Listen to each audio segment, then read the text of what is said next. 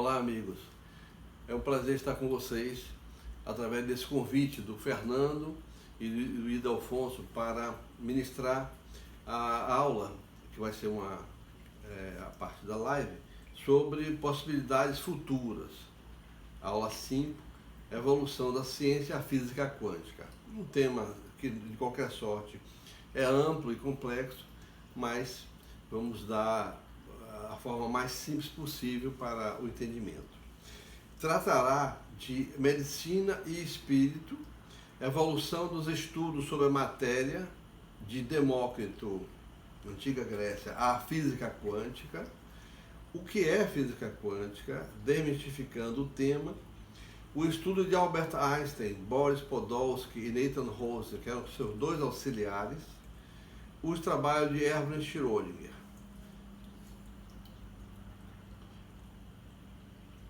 O perispírito como campo organizador. Fundamental iniciar abordando esse tema. Para a nossa compreensão, não só dos fenômenos mediúnicos e parapsicológicos, mas dos fenômenos biológicos, o conhecimento mínimo que seja do perispírito é indispensável. Então, a imagem à esquerda é uma síntese do espírito, ente pensante, ser inteligente, memória, estilo, caráter. Ele transmite os inputs da sua inteligência, suas decisões, através do perispírito, duplo etérico ou corpo etérico, atingindo o corpo biológico. Da mesma forma, recebe inputs do meio, seja a temperatura, seja a fome, uma agressão física, o que for, e isso faz com que o espírito responda e defenda o corpo. É um processo de dupla via permanente. Enquanto estamos encarnados, o duplo etérico ou corpo etérico é necessário para fazer a interface, né, entre perispírito e corpo biológico. Kardec foi quem cunhou o nome perispírito. E os espíritos aceitaram e na codificação passaram a utilizar largamente. À direita, extraído do livro de Hernani Guimarães Andrade, grande cientista espírita, ele trata aí de um modelo organizador, o perispírito como modelo organizador. A Joana de Ângeles, no livro Estudos Espíritas, deixa bem claro que o perispírito não é um caos eletromagnético, é um corpo coerente, com domínio informacional próprio. Décio Andoli Júnior, no seu livro Fisiologia Transcendental, ele lembra que o perispírito tem um genoma próprio.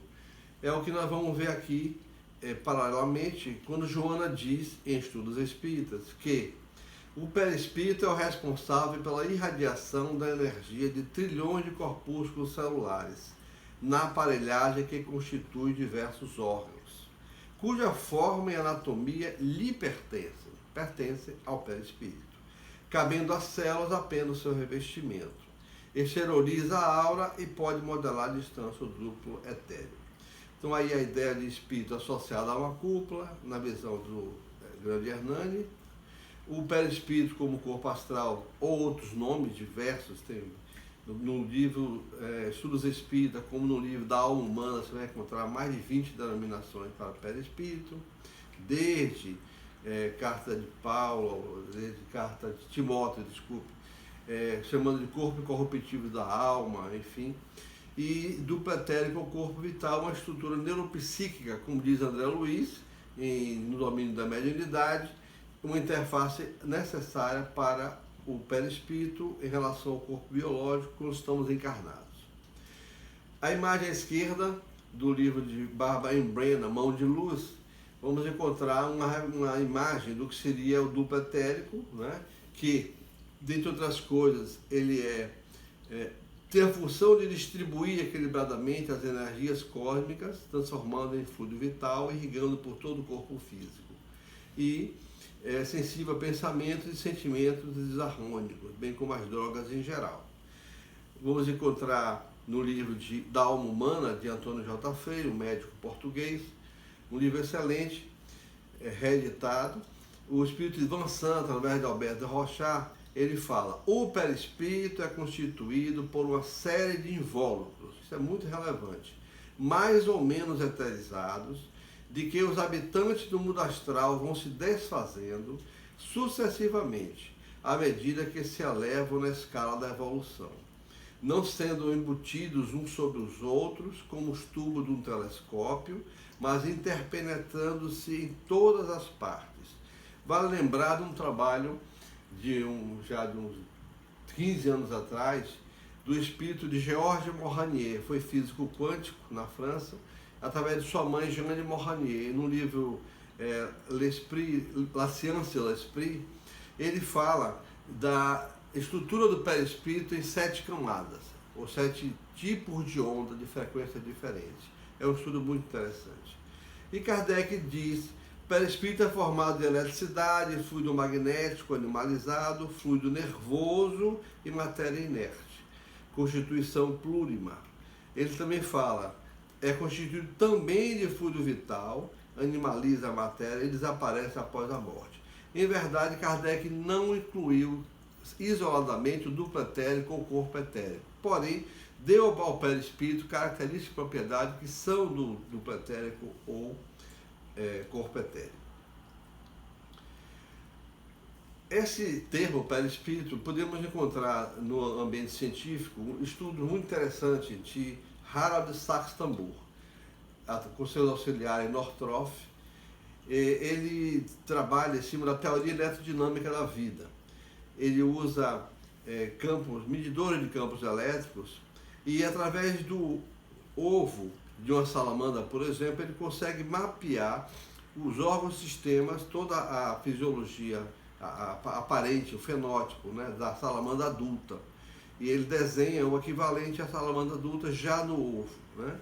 Um trabalho fantástico pela Universidade de Yale, e ele criou um conceito de campo de vida e campo de pensamento. Campo de vida, se você for estudar o trabalho de Sachs-Tambour, no seu livro Blueprint for Immortality, ele equivale exatamente ao que nós chamamos de perispírito. E o campo de pensamento é o que nós chamamos de espírito.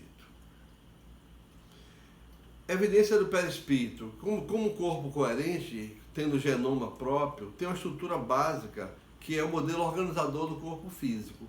Logo, ele pré-existe, ele é a forma da forma. À esquerda, o casal nas extremidades está noivando, 18 anos, e o garoto ao meio namorava com essa garota à direita quando tinha 14 anos. Ele desencarna num acidente. No dia da festa de noivado, ele aparece completo, cabeça, tronco e membros, sem lesão nenhuma no corpo, na sua aparência, inclusive com a roupa do próprio local do acidente. O rosto dele é nitidamente mais jovem do que o rosto dos outros dois, né? Não quer dizer que esse rosto é congelado, ele pode aparecer até mais jovem do que a idade exata que ele desencarnou. À direita, outras formas de você ver perispírito: materialização de Otília Diogo através de Peixotinho, Francisco Lins Peixoto, um rosto pequeno em relação ao dele, e menor ainda, os trabalhos raríssimos, liliputianos, da médium inglesa Mary Marshall, e onde você vê, embutido no ectoplasma que sai pela narina e pela boca, 2 rostinhos minúsculos. Aí, deitada, há claramente uma mulher com roupa, com meias nos pés, com o braço sobre a cabeça e sobre um colchão. Esse senhor havia se desfeito dessa jovem, e esse crime não foi descoberto. Ele vai casar, as fotos aparecem manchadas, até que aparece completamente a jovem esposa que ele teve. Não tinham filhos, ela não era da cidade, enfim, ele foi dado como ela tendo saído e abandonado ele. Curiosidade: nas 4 imagens, o garoto tamanho natural, essa imagem o espírito está reduzido à largura de 2 pessoas, que deve dar 1 metro, o rosto de Otília minúsculo e menor ainda os 2 rostinhos pela médium Mary Marshall. O perispírito é plástico, o perispírito tem mais de 16 propriedades, uma delas é essa plasticidade. A influência da mente e corpo. A nossa Joana, ela deixa bem claro o seguinte: que a esperança, a fé, amor e alegria proporcionam descargas salutares produzidas pelas moléculas dos peptídeos em forma de endorfinas, interferon, interleucinas e outras substâncias que restabelecem o equilíbrio da mitose celular, estimulando leucócitos. Ela diz que o amor é de natureza fisiológica, detecta-se sob ótica quântica na condição de fóton. O medo e a ira podem apresentar-se como elétrons, ou seja, corrosivos. No livro Dias Gloriosos, Joana de Valdo. Ela ainda fala, o pensamento percorrendo todas as células, particularmente as do sistema nervoso simpático, que mantém perfeito intercâmbio com a célula do sistema imunológico. As descargas mentais, peptídeos dos dois sistemas, geram efeitos que dependem da qualidade de onda. O espírito utiliza neurônios cerebrais e suas conexões eletroquímicas para enviar mensagens ao corpo que utiliza. Mais uma abordagem muito rica desse livro que eu recomendo para estudo, Dias Gloriosos. O Dr. Paulo Bearzotti, da USP, tem um excelente trabalho nos anais da Associação de Medicina e Espiritismo de São Paulo. Ele trata de um modelo neurológico da comunicação mediúnica. Ele analisa os sistemas nervosos, ele analisa as suas várias subdivisões, suas partes, suas interrelações, e vai verificar, conforme o tipo de mediunidade, psicofônica, vidência, efeito físico, enfim, ele vai analisar que partes do sistema nervoso ou que conjuntos de partes estão interconectadas para garantir o sucesso do processo mediúnico. E a pergunta que ele faz no seu trabalho é, do ponto de vista neurofisiológico, qual o melhor critério para se estabelecer um modelo de incorporação mediúnica? Ele diz, pela complexidade do sistema nervoso é muito difícil, porém deve preencher aos seguintes requisitos: ser único, pertencer às funções integrativas do sistema nervoso central, ser um atributo do espírito, ser do conhecimento de todas as pessoas e respeitar o livre-arbítrio. Aqui é apenas dos slides do trabalho do Dr. Paulo Bearzotti. Temos o trabalho completo, podemos enviar. No livro Hipnotismo e Espiritismo, o Dr. César Lombroso, italiano, pai da antropologia criminal, ele, junto com sua equipe de cientistas, Dr. Facchinetti e outros, eles fazem um estudo de fisiopatologia da média Eusapia Paladino. Estamos aí em 1928, mais ou menos, né? E ele analisa reações físicas motoras, analisa pressões, tensões, a composição da urina, da albumina, açúcar, condutibilidade elétrica. Um estudo muito interessante e rico, 1928, é bom lembrar. Estudo esse que um espírita em Cuba replicou aos 4 anos e foi apresentado no Congresso de Medicina e Espiritismo em São Paulo. É um campo de pesquisa muito interessante para quem é da área biomédica. Kardec, lá atrás, vai lembrar que as curas podem ser por efeito do magnetismo humano, um poder curador humano, ou através do magnetismo espiritual, a influência fluídica dos espíritos, ou misto, magnetismo humano e espiritual, o espírito influenciando sobre o magnetizador, né? É um trabalho sintético em A Gênese, capítulo 15, as curas, mas riquíssimo. Kardec destrincha as curas realizadas por Jesus, analisa a questão do fluido, desde o vital até o fluido cósmico universal, e como matéria primitiva, e são estudos ricos, e pode-se encontrar um trabalho anterior a Kardec, do médico Justinus Kerner, na obra A Vidente de Prevost, uma cidade alemã, e a Frederica Ralph, uma médium de efeitos físicos, é detalhadamente analisada por esse médico. É uma riqueza essa obra, publicada pelo Clarim, anterior a Kardec, em 1848. A nossa água magnetizada, nosso sistema de passes, nós conhecemos bastante, não vamos detalhar isso, mas saber que isso é uma interface muito rica e necessária para curas, para atenuação de problemas de infecção, ou pessoas debilitadas, ou pessoas sobreexcitadas. O passe gera um campo de reequilíbrio, né? E Bezerra de Menezes, ele fala, a água, em face da sua condição molecular, é elemento que absorve e conduz a bioenergia que lhe é ministrada. Quando magnetizada e ingerida, produz efeitos orgânicos compatíveis com o fluido de que se faz portadora. Nosso Bezerra concilia o termo bioenergia, que é um termo mais recente, com o próprio termo fluido, que é mais tradicional, sabendo nós que o fluido tem uma influência do pensamento e do sentimento de quem emite, né? A vontade de curar, etc. Fizemos um trabalho através de um grupo de estudo que mantínhamos no grupo da Fraternidade Leopoldo Machado durante 6 anos, o grupo de estudo e pesquisa Ernesto Bozano.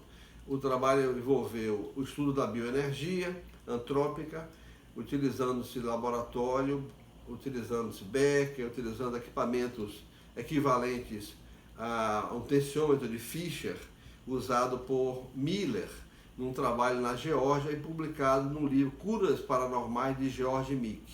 Fizemos um trabalho para 100 resultados com 5 pessoas ao longo de um ano e fizemos uma estatística bastante rica, não só paramétrica como não paramétrica, e tivemos o apoio de um doutor em estatística aqui de Salvador, da Universidade Barbosa, e esse trabalho também podemos passar para quem estiver interessado.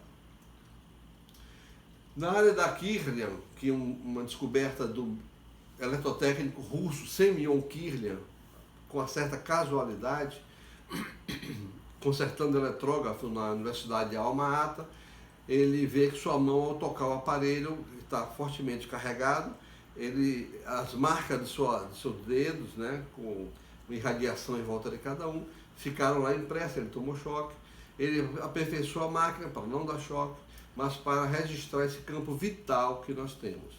Então a imagem à esquerda é de Olga Warren, uma grande curadora americana, e à direita uma pessoa antes de dar o passe, depois de dar o passe, a imagem que está uma próxima da outra. Então notem que as mãos, aparentemente, após o passe, há uma queda da luminosidade, da irradiação, né, desse campo vital. Porém, 10 minutos depois, embaixo, olha a diferença enorme que se encontra a mão do passista. Logo, como é um trabalho biofísico, o passe, libera-se calor, perde-se caloria, em verdade, tem uma mudança razoável ao nível fisiológico a partir da transmissão do passe, e o benefício é muito grande e aí fotografado. Essa área da kirlianografia, ela ficou um pouco estagnada por mecanismos ou tecnologias que não eram muito aperfeiçoadas. O biofísico russo Konstantin Korotov, ele cria um equipamento chamado Sistema de Visualização por Descarga de Gás.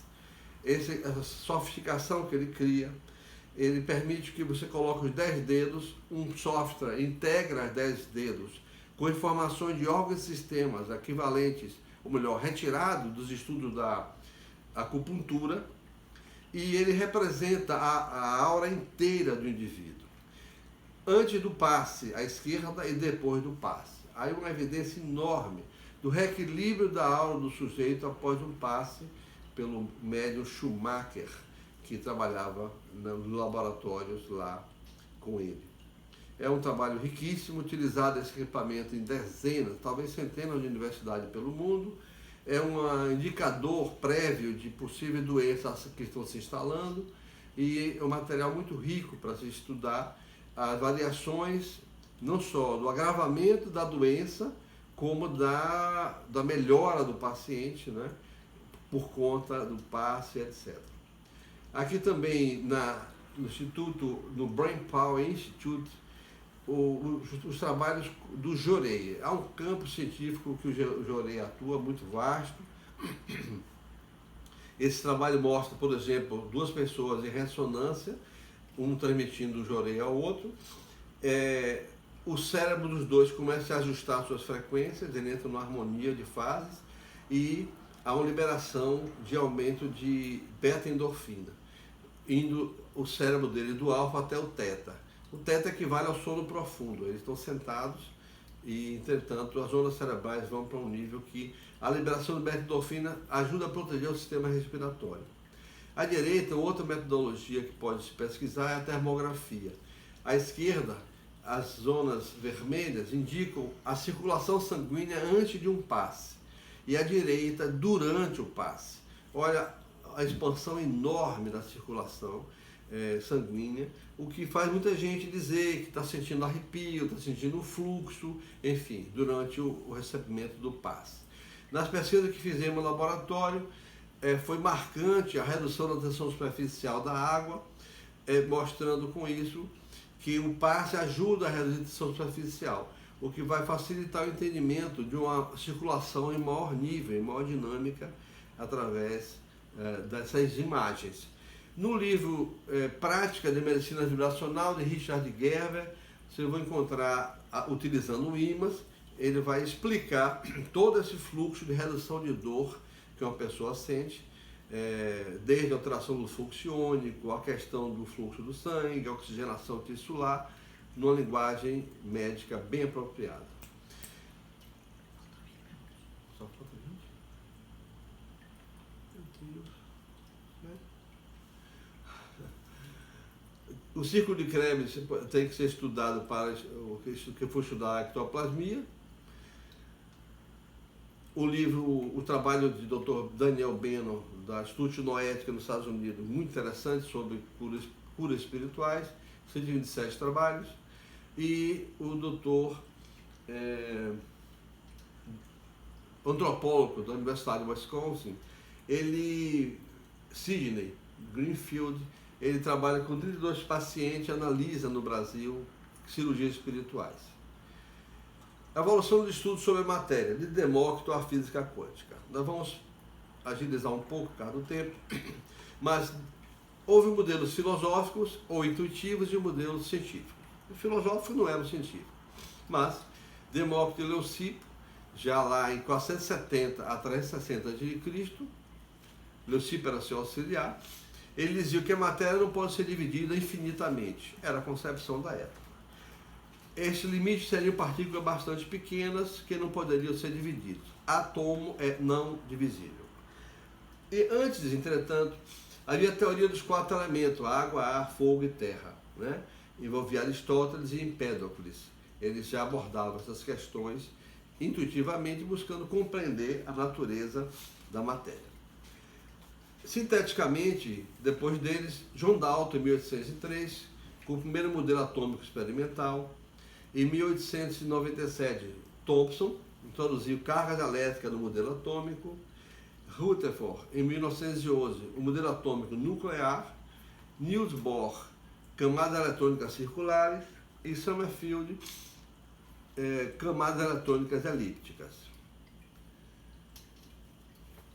É menor do que o átomo. Desde Demócrito se percebeu que havia partículas menores, com o avanço da ciência, que compõem a estrutura do átomo. E isso foi viabilizar os estudos e a composição da tabela periódica com 118 elementos. No modelo de Dalton, só vou falar o que é relevante, modelo da bola de bilhar, toda a substância são formada de pequenas partículas chamadas átomos, e os átomos são permanentes e indivisíveis, não podendo ser criados nem destruídos. Vou pular para o modelo de Thomson ou pudim de ameixa. Foi o primeiro a realizar a indivisibilidade do átomo. Ao pesquisar sobre raios catódicos, o físico propôs esse modelo que ficou conhecido como pudim de ameixa. Thomson indicava que os átomos deveriam ser constituídos de cargas elétricas positiva e negativa, distribuídas uniformemente. Ele foi chamado o pai do elétron. O modelo de Rutherford é um modelo planetário. Nesse modelo, esse comportamento podia ser explicado graças às forças de repulsão elétrica entre as partículas. Algumas partículas ficavam totalmente bloqueadas e outras partículas, que não eram afetadas, ultrapassavam a folha sofrendo desvios. Ele usou um trabalho, né, com análise de partículas alfas a partir do obstáculo criado pela folha de ouro. Rutherford-Bohr. O modelo apresentado por Rutherford foi aperfeiçoado por Niels Bohr. E ele, sinteticamente, diz: os elétrons que giram ao redor do núcleo não giram ao acaso, mas descrevem órbitas determinadas. O diâmetro do núcleo atômico é cerca de 100.000 vezes menor que o átomo todo. A grosso modo, seria uma bola de futebol no meio de um estádio de futebol. Isso é o núcleo. O limite do estádio seria a eletrosfera dos elétrons. E ele fala, quando os elétrons saltam de uma órbita para outra, resulta a luz. Então ele entendeu que o elétron passa de uma órbita para outra, são 5 níveis de energia, uma órbita maior, voltando depois à sua órbita usual. Essa passagem de órbita para outra é se sim ou não, não há meia órbita, não há intervalo entre eles. E curioso é que ao retornar para a órbita anterior, de menor energia, ele emite luz. Então, excita-se os elétrons com um campo elétrico, eles aumentam o nível de energia pulando para dentro e ao voltar para o meio externo de menor energia, eles emitem luz. Bohr conseguiu prever os comprimentos de onda a partir da constituição do átomo. Salto quântico e luz. Aqui à direita a indicação dos níveis de energia, 1, 2, 3, 4, 5. O nêutron está no centro do átomo, assim como os prótons, os elétrons na eletrosfera externa. Né? Um fóton é emitido com energia quando você excita o átomo e ele vai para um nível de energia maior, ao voltar para a posição de menor energia devolvida à luz. É um fenômeno muito interessante. Menores ainda, sinteticamente, são os prótons e nêutrons formados por quarks. Os prótons contêm 2 quarks, up e 1 down, são os termos que os americanos deram, enquanto os nêutrons possuem 2 quarks downs e 1 up. Na física das partículas, o quark é uma partícula elementar e um dos constituintes fundamentais da matéria. Eles se combinam para formar partículas compostas chamadas hadrons, das quais as mais estáveis são os prótons e os nêutrons. Gluons. Os gluons são partículas fundamentais que agem como partículas de troca ou bóson de calibre para a força forte entre quarks, análoga à troca de fótons na força eletromagnética entre 2 partículas carregadas. Aqui à direita está a ideia do gluon. Né? Os quarks estão aí no núcleo atômico e entre eles, mantendo uma certa equidistância para não colapsar, estão os gluons. Então, vimos o átomo, elétrons, prótons, nêutrons, quarks e gluons. Não vamos entrar nesse detalhe, mas os estudos do modelo padrão são bem mais sofisticados, né? São vistas várias características, como estranheza, charme, top, enfim. E a partícula de Higgs, recentemente provada, mas desde a década de 60 teorizada, foi uma descoberta muito importante para a compreensão desse universo quântico. Resumindo, a matéria, moléculas, átomos, elétrons, núcleos, nêutrons e prótons e gluons, separando e garantindo, né, não colapso do núcleo atômico entre quarks. As 4 forças que unem tudo. A força eletromagnética permite as ligações que existem entre os átomos para formar moléculas. Os fótons são portadores da força eletromagnética. A força nuclear forte impedir que o núcleo atômico se desfaça, pois sabemos que as cargas de sinais iguais se repelem. Os gluons é o portador dessa força. A força nuclear fraca, envolvendo decaimento de nêutrons, essa afeta só os neutrinos. E a força gravitacional, através do graviton, né, não foram observados de modo explícito, mas é esperado que sejam partículas sem massa. Os físicos estudam há décadas tentar unificar essas 4 grandes forças. Os estudos de unificação de 3 delas já são possíveis, mas das 4 ainda não. Pioneiro da física quântica, em cima à esquerda, Paul Dirac, no meio Einstein, o Max Planck, alemão, Erwin Schrödinger, um cientista que trabalhou as equações fundamentais para a compreensão da função de onda, Heisenberg aqui no meio, alemão, e à direita Niels Bohr, um grande cientista dinamarquês no campo da quântica. Tem muito mais ainda, não representamos todos. 10 minutos. É uma teoria do incompreensível. Dizia-se que só havia 12 pessoas, Richard Feynman, físico, dizia, só havia 12 pessoas no mundo que conheciam a teoria da relatividade. Por outro lado, acho que posso dizer, sem medo de errar, que ninguém entende a mecânica quântica. A mecânica quântica tem uma dificuldade de ser aceita. Einstein dizia, Deus não joga dados. E Niels Bohr dizia, Einstein, não diga a Deus o que fazer. Einstein estranhava a teoria da relatividade, da teoria quântica. E a relatividade ele achava que era simples, e era tão complexa. Então, qualquer um, diz Niels Bohr, que não tenha ficado aturdido ao pensar na teoria quântica, não a compreendeu. Ela realmente é complexa. A física clássica, newtoniana, é mecanicista. Todo conhecimento científico se baseou na física clássica, até surgir a física quântica. Matéria é um elemento construtivo de todas as coisas. Vários princípios, não vou deter em todos, vou falar aqui só da causação ascendente. Os átomos geram moléculas que geram células, que geram órgãos, que geram corpos, geram cérebro e geram a mente. É uma visão da física clássica. Determinismo causal. Newton dizia, todo movimento pode ser previsto. Mais tarde vai se analisar pela quântica que não é bem assim. Há um realismo materialista, todas as coisas são feitas de matéria, inclusive a mente, na visão da física clássica. Vou passar. E na mecânica quântica é um esquema conceitual para a compreensão das propriedades microscópicas do universo. É a física das ondas de possibilidades. Baseia-se na premissa metafísica de que a consciência e não a matéria é a base de toda a existência. É a teoria física que obtém sucesso no estudo dos sistemas físicos cujas dimensões são próximas ou abaixo da escala atômica. A mecânica quântica, a teoria da causação é descendente. A matéria não é o elemento construtivo de todas as coisas.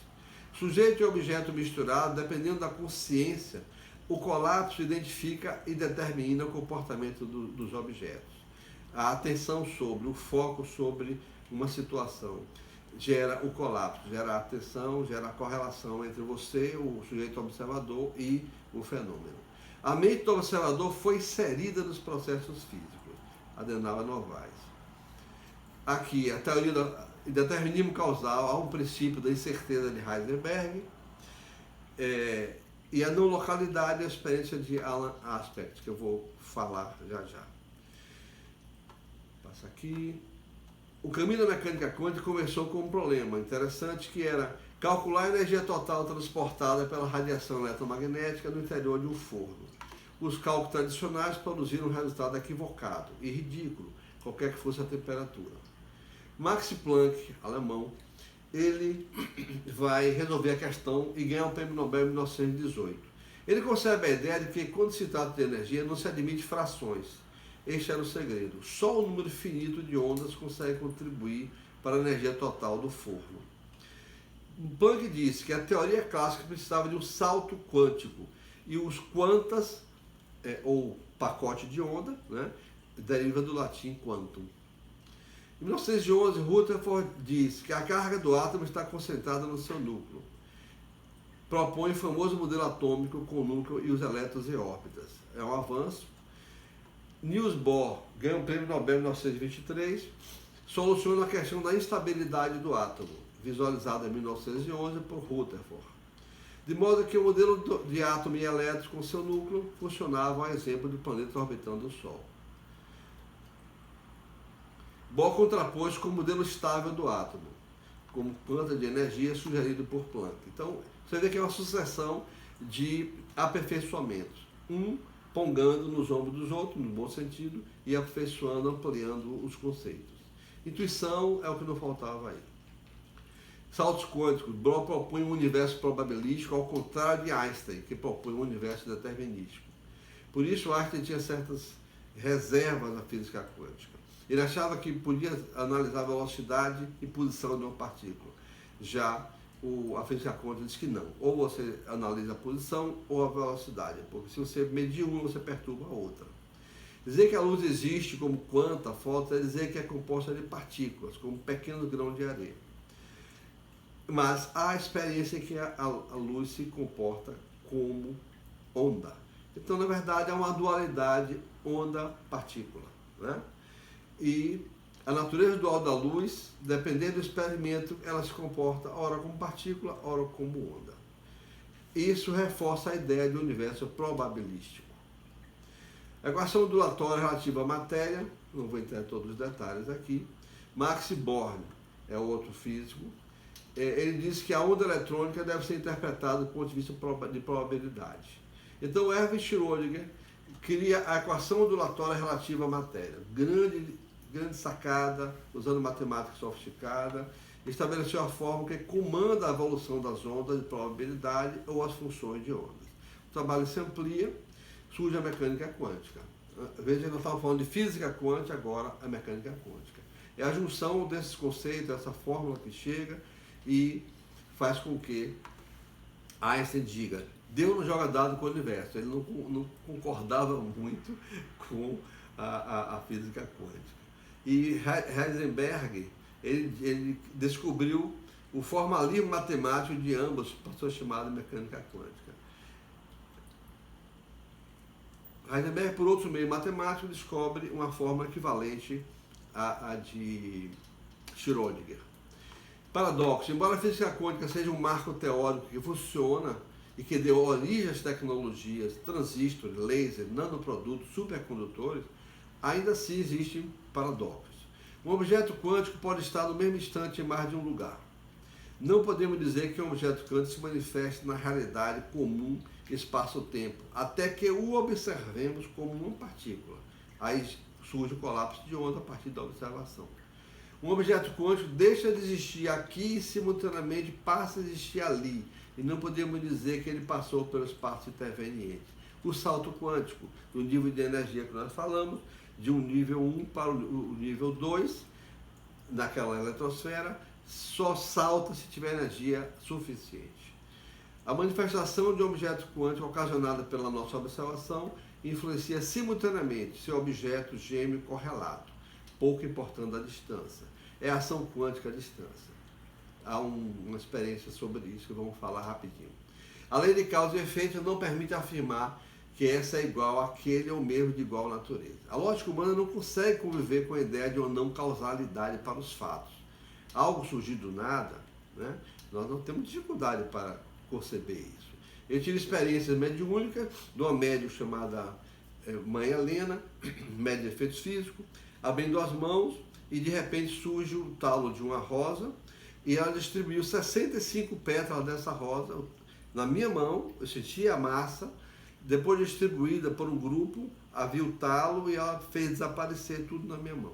Então essa concepção de surgir a rosa e desaparecer a rosa não é fácil de compreensão, também não é. Propriedade: o observador é essencial para que ocorra o colapso. As ondas de possibilidade e os objetos quânticos situam-se num domínio que transcende o tempo e o espaço. A não localidade significa comunicação ou influência sem troca de sinais através do tempo e do espaço. É uma conexão fora desse mundo. Os recentes estudos e reflexões da física quântica nos levam a uma desconstrução de uma unidade externa. Nós somos a consciência, o todo, a unidade. Espiritismo e universo quântico. O Espiritismo permite uma maior compreensão do universo quântico, pois amplia a consciência para a percepção multidimensional. O Espiritismo é uma espécie de portal de acesso a dimensões da física quântica, descobrir ou intui. As ideias quânticas são compreensíveis quando se alcança a percepção da dimensão espiritual, compatível com o universo plural que abriga o causal e o não causal. Einstein, Podolsky e Rosen, estamos indo para o final. Einstein publicou seu primeiro trabalho contestando que a luz fosse um fenômeno ondulatório, afirmando que ela existe como um quanto, um pacote separado de energia, isso antes do próprio Planck, etc. Einstein já tinha iniciado o estudo dessa linha. Ele ampliou a descoberta de Planck depois sobre a radiação para todo o fenômeno da natureza. A obstinação de Einstein em negar a mecânica quântica decorria de sua convicção em um Deus único, criador e mantenedor da ordem e de um universo elegante. Ele condenava os físicos quânticos por considerar que as ideias sobre a não localidade das partículas eram espiritualistas. A experiência de Alan Aspect é uma experiência de correlação de partículas separadas. Para o materialista, só existe coisa que se desloca nesse tempo e espaço. Não existe base conceitual para outro mundo. O que acontece comigo depois da morte força um pensamento dualista, pois imagina que parte de si sobrevive. A física quântica oferece uma alternativa, indicando que a consciência pode intermediar essa interação. independente da distância, espaço e tempo. Essa correlação é não local, sem troca de sinais. Então, uma experiência feita na França por Alan Aspect, em 82, dois bailarinos, é como se estabelecesse colapsos ou correlação entre dois bailarinos, um em Nova York e outro em Los Angeles, que dançassem coordenadamente sem se comunicarem. A comprovação laboratorial se efetiva da seguinte forma: se um átomo emite dois fótons e um deles, pela observação do indivíduo, se polariza, ganha um impulso de polarização, mudando até seu spin, o outro, independente de onde ou quando esteja, ou seja, independente de tempo e espaço, também se polarizará. A influência é não local, eles estão num domínio da consciência que transcende tempo e espaço. A consciência promove o colapso quântico. Curioso da experiência de Alan Aspect é que ele foi telefonar para Einstein, pois Einstein chamou isso de paradoxo Einstein-Podolsky-Rosen, devido a seus auxiliares, o EPR. Ele foi telefonar para Einstein no fuso horário diferente e parabenizar o professor que tinha teorizado isso mais de 10 anos atrás. E consta que Einstein disse: mas você me acordou para dizer algo que eu já sabia há mais de 10 anos? Na verdade, o professor Einstein teorizou e o Alan Aspect conseguiu provar. Na visão de um espírito de Georges Moranier, finalizando, ele, através de sua mãe, Jeanne Moranier, no livro La Science et l'Esprit, ele diz: todas as interações observadas de uma partícula a outra são regidas pela onda piloto informacional que lhe é associada. O pensamento construtivo de que é capaz esta onda é mais ou menos complexo de acordo com a matéria a qual está associada. No interior de uma onda de luz, por exemplo, todos os fótons agem em complementariedade porque suas ondas espirituais agem elas próprias em complementariedade. Se um fóton modifica a sua condição de spin ou sua velocidade, um outro modificará a sua como consequência. É isto que assegura a conservação do impulso energia. Ela é dirigida pelo espírito. É uma conexão. Quando dois fótons de ondas diferentes interagem, ou quando um elétron e um próton têm um trabalho comum a executar, como em todo átomo, não falamos em interconexão, porque se trata de uma comunicação entre duas ondas informacionais diferentemente programadas. E ele completa: este paradoxo das correlações a distâncias, que os físicos chamam de paradoxo EPR, é a prova formal da presença e da ação do espírito na matéria. A prova de que o espírito dirige a matéria através de sua frequência excessivamente elevada. Visto que uma mensagem é transmitida instantaneamente, não pode ser senão através do espírito. Vale ressaltar que, sem as ondas espirituais, a matéria não somente não poderia viver, mas também não existiria. Não se deve esquecer que Newton distinguia a luz fenomenal, que todo mundo via ou conhecia, da luz numenal, que somente nós aqui, no mundo espiritual, vemos. A física quântica é não separável, mas nesse sentido, o que se produz a todo instante na matéria é o que se produz em pleno dia na experiência. A mecânica quântica parece confirmada pela experiência e, no entanto, não estão no fim de suas pesquisas porque Deus não joga dados. Encerramos o trabalho e agradecemos a paciência e compreensão de todos vocês. Esse PowerPoint será enviado para Fernando para que todos tenham acesso. Enviarei depois material didático que enriquecerá essa rápida exposição. Muito obrigado.